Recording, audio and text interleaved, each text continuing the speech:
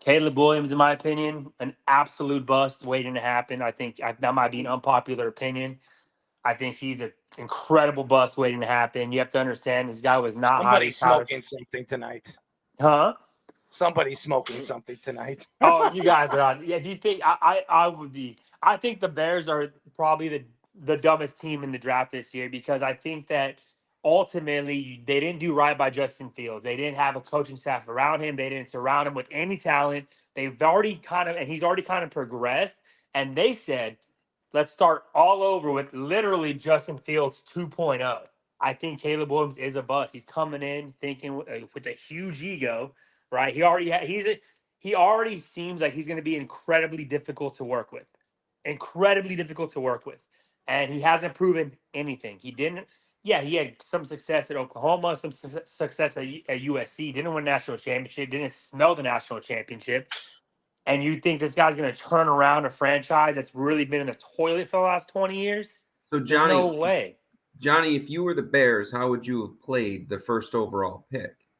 So I would have actually probably traded it away and with somebody that could have maybe helped Justin Fields. I think the coaching staff has, and again, they didn't want him. They were very adamant the first year that they kind of took over. Like, I would not have drafted Justin Fields. Like, he has not really been given the opportunity to succeed in the NFL. I think if I were the Bears, I'd probably trade it away, get some help either on the line or a playmaker that can help Justin Fields. But I think what you did was let's trade Justin Fields away, keep the number one pick, and you're basically restarting with the same quarterback. And so I think it's a terrible move. The Bears are going to be in the toilet for another 10 years. Like they are so long away from being competitive. Stop. Rome Odunze is a good wide receiver. You just added, I think, a playmaker a lot of people loved. And I disagree with you. I think Williams is going to be fun to watch. Now, I do agree with you. I would have not traded Justin Fields. I would have kept him on and made him challenge Caleb Williams. And that's what I would have done. And whoever won the job, I would take the other one and I would have traded him.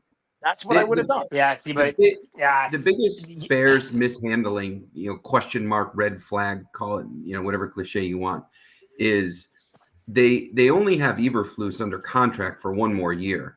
And so it's almost like on paper, their commitment is to do the same thing to him, to Caleb Williams, what the Bears have historically done to Jay Cutler. I mean, Jay Cutler had 4, maybe 5 O coordinators. I lived through that as a Bears fan. Justin Fields, same scenario. So on paper, the commitment is win to keep your job, Eberflus. And so now Caleb Williams is possibly going to have a second coaching regime next year. I don't think they do it. I think that defensively that team is in a good place, but it's just an odd handling of the coaching situation when you're drafting first overall. I mean, if this is a Joe Burrow type move, you don't mess that up at number 1 overall. All right, Tommy Scoops, he has a couple of things to say. I mean, what are your thoughts so far in the draft? Unmute yourself. No, he's good. He's already I'm been unmuted. With the Caleb Williams situation, you guys are kind of already mentioning it though, but with the Caleb Williams thing, this is kind of like the reset button. Like, I mean, you already saw what Matt Eberflus did with wide receivers, with certain games to his arsenal. Now with Caleb Williams, now with the weapons given to his quarterback, this is kind of the reset button for him, saying, okay, now this is how you could show what you have in store. And if you flunks out, that's going to be it for Eberflus. So, I mean, you have to look sort of how Caleb Williams is going to be adjusting towards the future if he's going to be your franchise quarterback. And it's really a lot of the pressure is really on Eberflus. It's on Caleb Williams. He took over for Justin Fields. Justin Fields was pretty much thrown away for a 6th-round draft pick. It's going to be on Caleb Williams. This is the number 1 pick. He's going to start. They brought Keenan Allen there. Now they have weapons for him. Now they gave him a Rome Odunze. They were hanging out on the plane together, and that's why they brought Rome. They're doing everything they can to make Caleb Williams happy.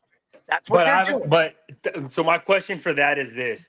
Why didn't they do that for Justin Fields? I agree with you. I would He's been agree in the with league you. for 7 years, and all they've done is said you don't win enough, and the coaches have talked crap about him. They've never brought in anybody for him. And all of a sudden, Caleb Williams, the guy that's more worried about the color of his fingernail paint than playing quarterback, now you want to surround him with the talent, I and he's got agree to go with through you. a rookie year. I think that's a disaster. That's my point. I think Justin Fields is right now the far and away better quarterback with more talent, better arm strength than Caleb Williams.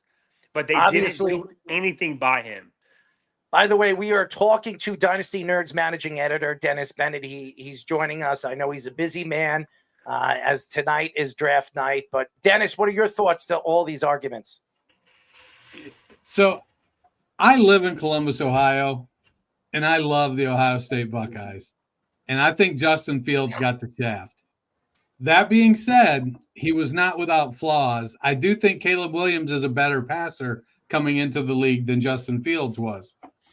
But you build your offense around your quarterback's strengths. And Fields, like he's like a yoked up Michael Vick. He's got a big arm. He throws a great deep ball. Let him run the ball. He weighs 230 pounds. There's so much you can do with him in that. Lamar Jackson threw 36 touchdown passes on like 425 attempts. You can be an efficient passer without having a ton of attempts. They never gave Fields anything until last year when they went and got DJ Moore. He made Moore and Kmet look great for most of the season. It just felt like it was a classic case of regime drafts a quarterback, regime gets fired, new regime wants their own quarterback, new regime's getting their own quarterback. They're going to suck next year. New regime gets fired, and whoever comes in is going to have to deal with Caleb Williams. Maybe Williams figures it out a little quicker. Fields has, his big knock was he doesn't anticipate well. He holds the ball too long, and he's a classic overthinker. He thinks he can make a better play all the time, and so he would not pull the trigger on plays that he should have. It is what it is. It's who he is. So you scheme up things that work for him. That's what a good offensive coordinator should do. I mean, they could have traded that first round pick. I don't know that you bring in Williams and Fields and have them compete and then trade whichever one doesn't win, because all you're doing is diminishing the value of the other guy.